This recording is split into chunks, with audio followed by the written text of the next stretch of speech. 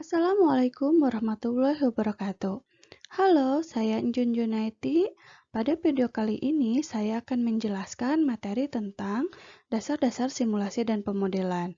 Materi ini merupakan materi awal pada mata kuliah Teknik Simulasi dan Pemodelan di program studi Ilmu Komputer.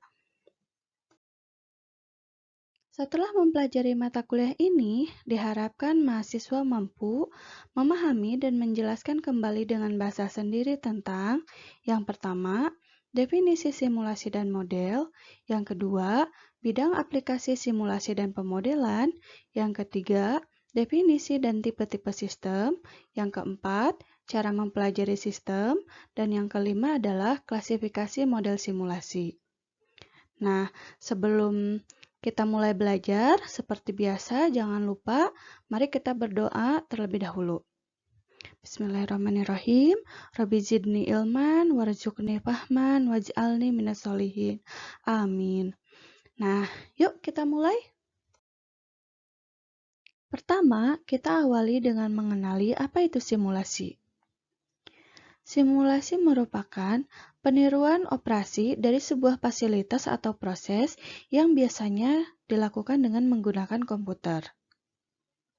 Kemudian, apa yang disimulasikannya sendiri itu merupakan bagian dari suatu sistem. Untuk mempelajari sistem, seringkali kita menggunakan asumsi atau pendekatan baik secara logis maupun matematis tentang bagaimana sistem itu bekerja. Asumsi-asumsi tersebut membentuk sebuah model dari suatu sistem. Jika struktur modelnya sangat sederhana, maka kita dapat menggunakan metode matematika untuk mendapatkan informasi dari pertanyaan yang kita inginkan secara tepat. Solusi tersebut dinamakan dengan solusi analitis.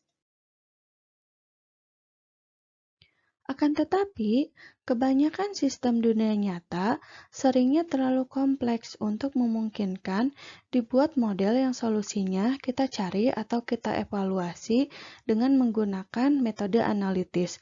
Sehingga kita harus mempelajari sistem tersebut melalui simulasi, yaitu mengevaluasi model secara numerik dan mengumpulkan data-data untuk memperkirakan karakteristik dari model yang kita inginkan.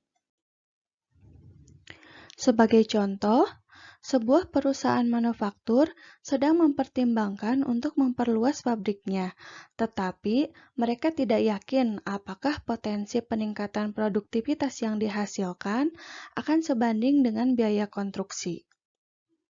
Tentu saja, tidak akan menghemat biaya untuk membangun sebuah pabrik tambahan lalu membongkarnya kembali jika hal tersebut tidak berhasil.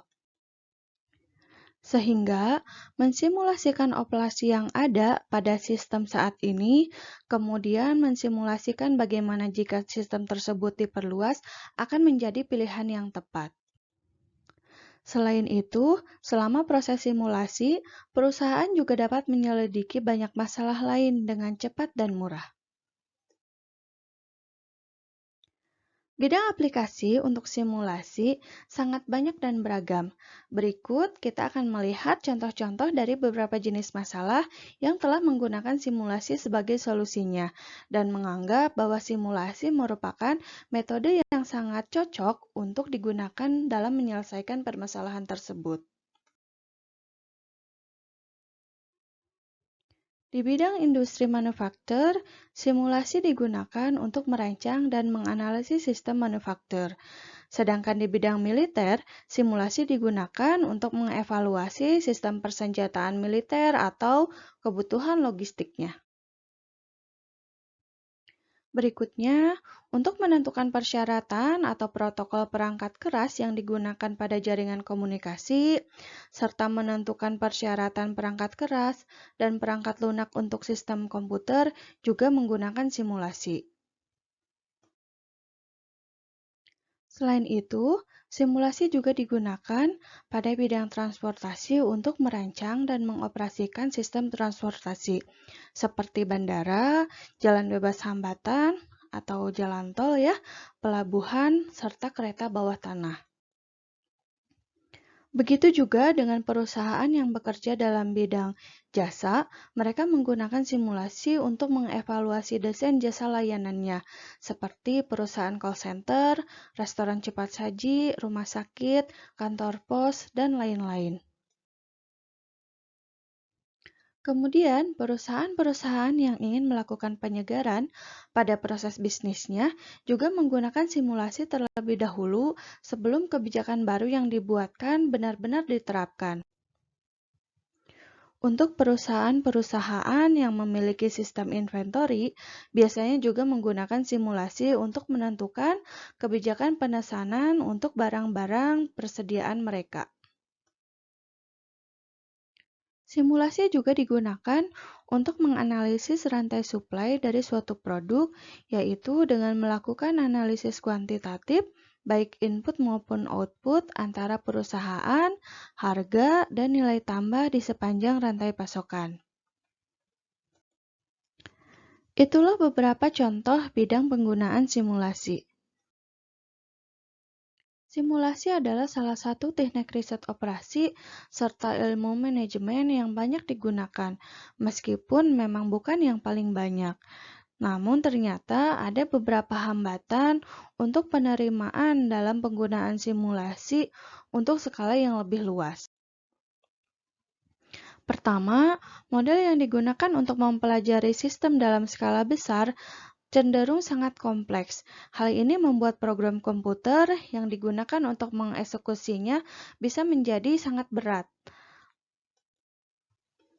Namun hal tersebut telah menjadi jauh lebih mudah dalam beberapa tahun terakhir ini karena dengan pengembangan produk perangkat lunak yang sangat baik, yang secara otomatis hal ini menyediakan banyak fitur yang diperlukan untuk membuat model simulasi dengan komputer. Masalah kedua adalah ternyata untuk mensimulasikan sistem yang kompleks terkadang dibutuhkan waktu yang cukup lama. Namun kesulitan ini pun menjadi jauh lebih ringan karena komputer menjadi lebih cepat dan lebih murah. Terakhir, ada sebuah kesan yang tidak menguntungkan yang menganggap bahwa simulasi ini hanya dipandang sebagai sebuah latihan dalam pemrograman komputer, meskipun hal tersebut sangat rumit. Akibatnya, banyak riset simulasi yang hanya terdiri dari pembuatan model heuristik, pemrograman, atau bahkan sebenarnya sebuah program tunggal untuk mendapatkan sebuah jawaban.